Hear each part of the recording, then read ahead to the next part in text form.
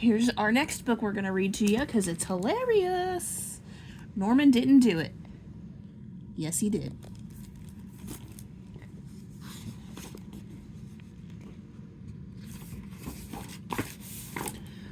Norman was a porcupine.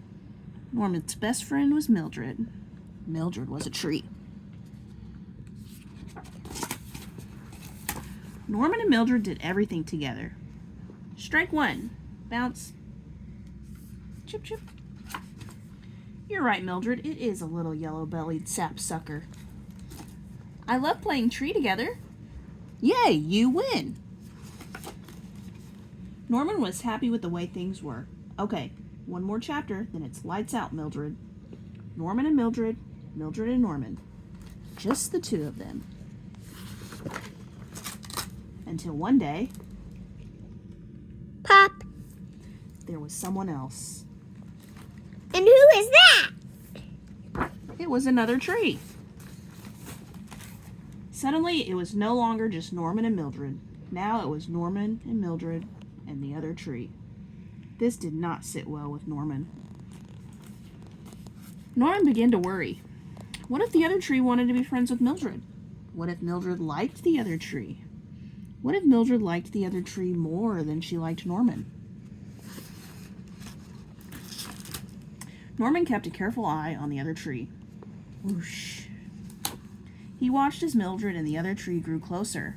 Bounce, bounce. And closer. And closer. You're playing tree without me?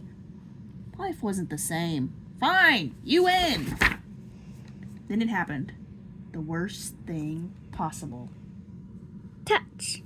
Mildred and the other tree grew too close together. It was the last straw. This is the last straw.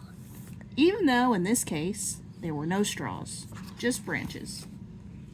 Norman could not lose his best friends, not to the other tree. Something had to be done. Norman planned and he planned until his plan was just right. Then, under the cover of night, Norman dug up the other tree and took it far away. Very far away. Very, very far away.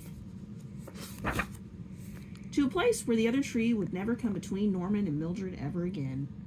And just like that, the other tree was gone. Norman and Mildred were back together, just the two of them. But it wasn't the same. Other tree? What other tree? Oh, that other tree.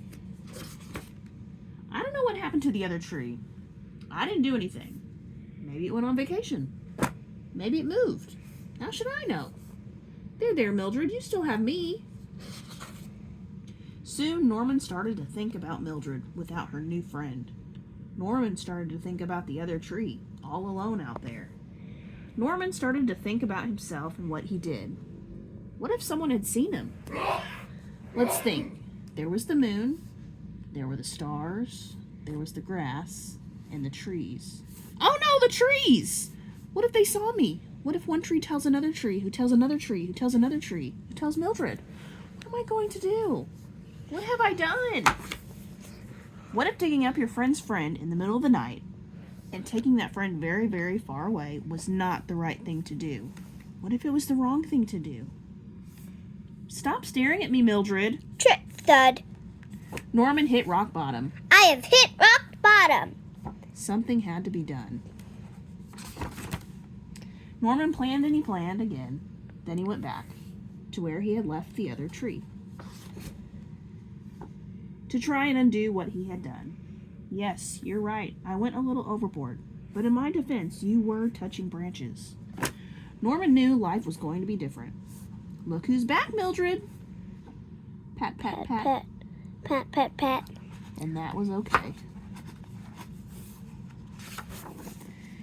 He might even like it. Norman and Mildred and the other tree.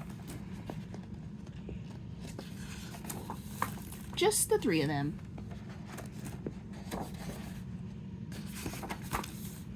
And who is that?